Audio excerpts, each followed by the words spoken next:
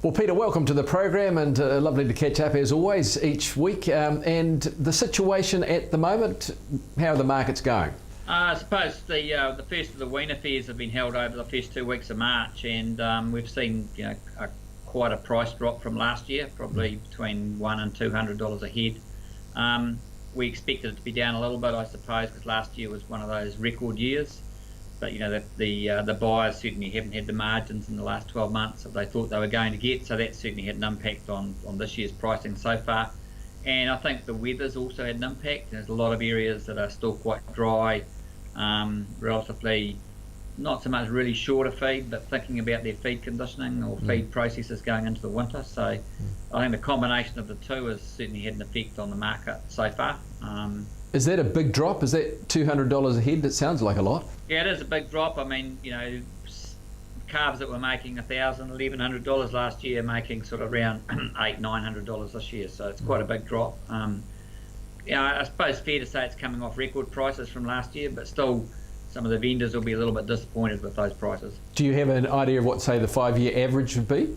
Last 5-year average is probably sort of around that $500 or $600, so still well above the average price for the well above 5-year average. But I suppose we just have to think back. Last year was absolutely amazing year, record prices, shortage of stock, very good feed conditions across the country. So I suppose all the planets lined up a bit last year, but this year they're not quite lining up quite so well. But I suppose if you look at 5-year average, still pretty good prices, really. Now I understand you've got a couple of new staff members you want to introduce. Yeah, so we've just reorganised my leadership team for livestock, given the size of the business these days, and we've put in a national sales manager.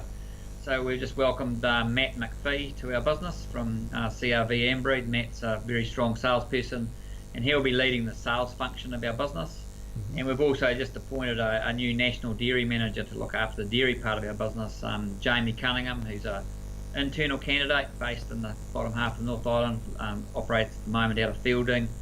Jamie's a very experienced dairy operator, worked in our business for a number of years, but very well connected in the wider dairy industry as well. So our clients will see those guys out and about over the next few weeks, meeting them and getting around the sales and get around the different offices in the country. So keen for people to have a chat to them. Matt's obviously new to the business. Jamie's been in the business for a while, but new to a new role. So really pleased to have those two guys now on our livestock leadership team as we continue to try and grow and make the business better. So what's coming up in the near future? What we're seeing obviously is the ongoing calf sales. The South Island ones are sort of starting this week and next, so we'll continue to see those calf and weaner sales across the country. They run right through to mid-April, so they're a big part of what's happening in the business at the moment. And of course, the dairy forward contracts, quite a few dairy sales starting to go through for settlement late May and late June, so that's an important part of our business as well at the moment. But I suppose from a public point of view, the weaner sales across the country are very much in the public eye. As I say, the South Island one is due to start this week. And we'll probably finish on the various products and how we can access them, the Go products. Yeah, so we've got our Go Beef and Go Lamb products, been well received by our clients.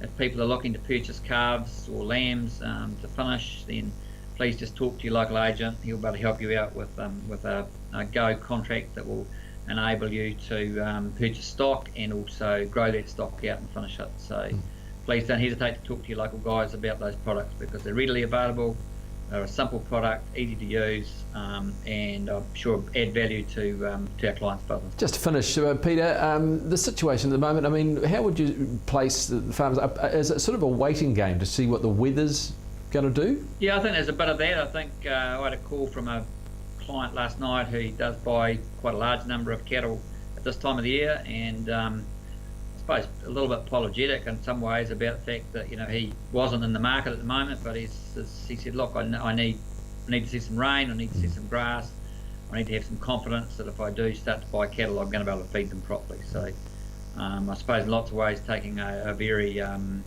cautious approach to making sure he's got the feed, but also I can understand why he would take that approach.